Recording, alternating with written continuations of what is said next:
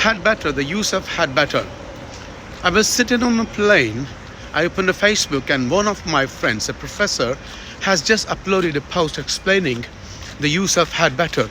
And one of my friends who was sitting beside me inquired whether is it correct to use these expressions in our daily life. And I said, yes, it is. But then had better, should, and ought to should be expressed in a very proper way. In my case, I would not say I had better become a teacher. I would rather say I should become a teacher. When you are using had better, keep in mind two things. If there are some certain negative consequences, then you can use had better. Secondly, it is a kind of strong advice and a threat. Like, I can use,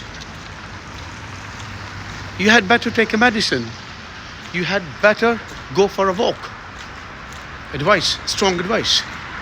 And there might be some negative consequences.